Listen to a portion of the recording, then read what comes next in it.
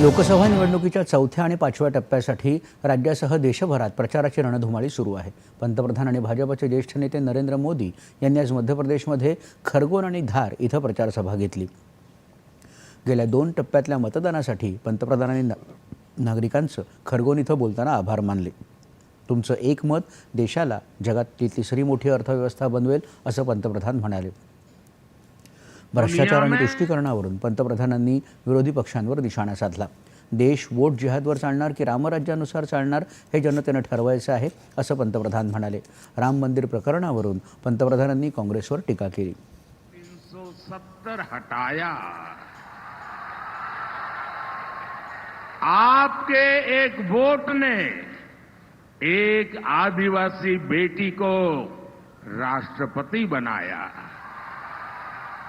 आपके एक वोट ने महिलाओं को आरक्षण का उनका हक दिलवाया।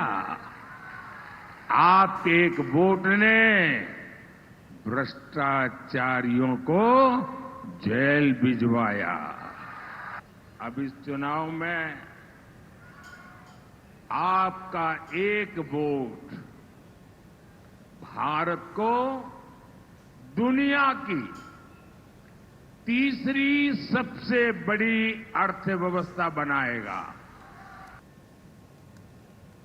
त्यानंतर पंतप्रधानांनी मध्य प्रदेशच्या धार इथंही प्रचार सभेला संबोधित केलं। काँग्रेसनं इतिहासातल्या तथ्यात तडजोड करून स्वतःच्या प्रशंसेसाठी खोटा इतिहास सांगितल्याचा आरोप पंतप्रधानांनी केला। बाबासाहेब आंबेडकरांच्या संविधानामुळेच आपण इथपर्यंत पोहोचलो आहोत। देशात नामदाराला हटवून कामदाराला सत्तेवर उभं करणं ही संविधानाची ताकद आहे। मात्र काँग्रेस बाबासाहेबांचा द्वेष करते।